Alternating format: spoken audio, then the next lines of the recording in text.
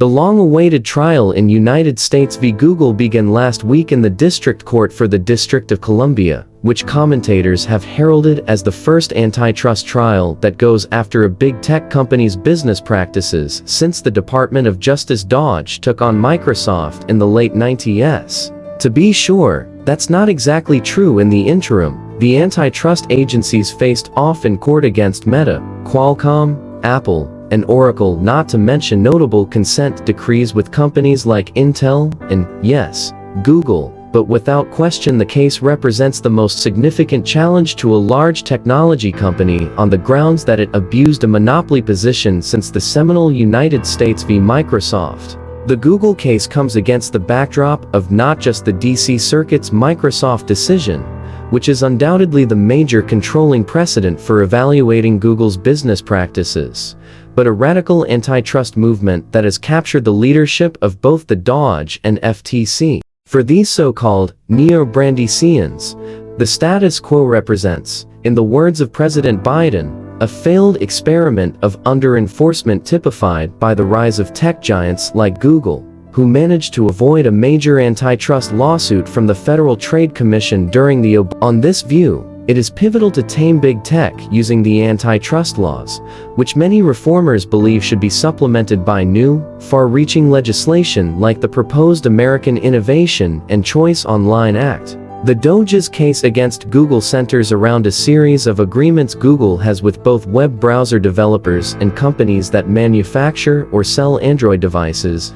and which require Google be pre-installed at various access points in the browser or on the Android home screen as the default search engine. For the DOJ, these agreements restrict rival search engines' access to two significant and highly efficient distribution channels to reach users, reducing their revenues and maintaining Google's monopoly in general search. As such, the DOJ argues that Google's behavior is clearly anti-competitive under Microsoft, where the D.C. Circuit condemned Microsoft for similarly foreclosing Netscape from, among other things, original equipment manufacturers OEMs and Internet access providers EAPs, which represented the two leading distribution channels for its browser. There are three key differences between Google and Microsoft's conduct that suggest the DOJ should face an uphill battle in court.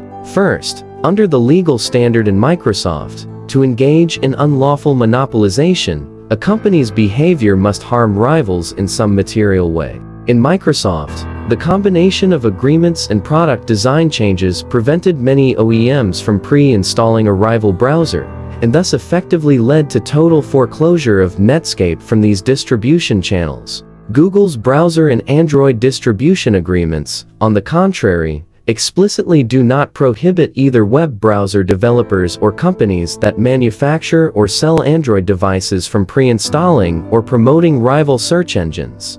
As such, Google's agreements reflect at best partial foreclosure from these sources of distribution, and are therefore less likely to result in anti-competitive harm. Second, to constitute unlawful monopolization, a company's behavior must not just harm rivals, but also harm consumers. And here again, there is a major difference between the Microsoft and Google cases. In Microsoft, the D.C. Circuit found that the ability for users to more directly access Netscape through means other than the channels that Microsoft had foreclosed was limited.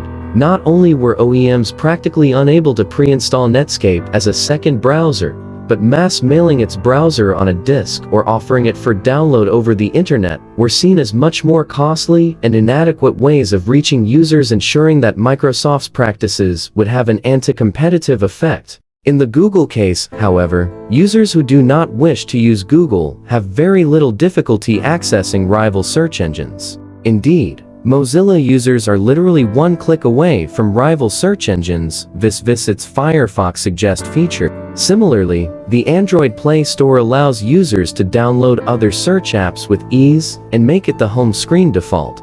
Third, and finally, even if a monopolist is found to have engaged in anti-competitive conduct, the legal standard in Microsoft allows it to offer pro-competitive justifications for its behavior that would have to be balanced against their anti-competitive harms to determine the overall effect on competition. Despite its best efforts, Microsoft was not able to offer any legitimate pro-competitive justifications for either OEM and EAP agreements, or most of the conduct associated with its exclusionary product design, which allowed the DC Circuit to condemn its behavior without conducting any balancing analysis. By contrast, Google's browser agreements and Android distribution agreements seem to clearly admit pro-competitive justifications that the court will have to consider, such as enhancing its search engine through greater usage and increasing competition against iOS. The question of remedy is also worth briefly exploring. Typically,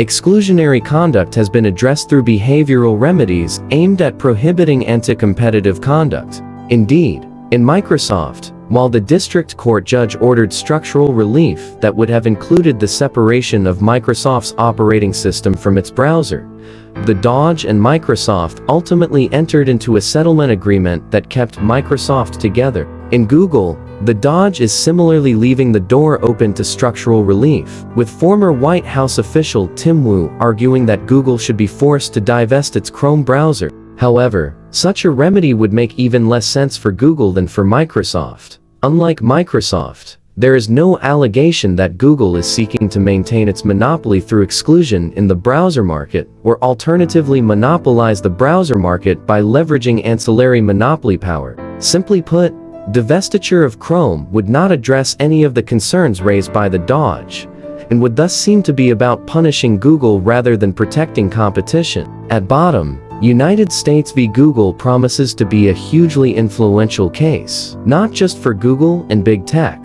but the future of antitrust law. However, given the crucial differences between the two cases involving foreclosure, consumer harm, and pro-competitive justifications, it is likely going to be difficult for the government to prevail under the Microsoft standard. Indeed, the weaknesses in the DOJ's challenge and Google add to concerns about increasing the powers of the agencies given their recent record of losing cases in court, including against big tech and challenges to the Microsoft or Activision and Meta, or within. While winning cases under existing laws would help to demonstrate the requisite competency to garner public confidence and justify increased authority, in United States v. Google, the government appears to be heading toward another major defeat.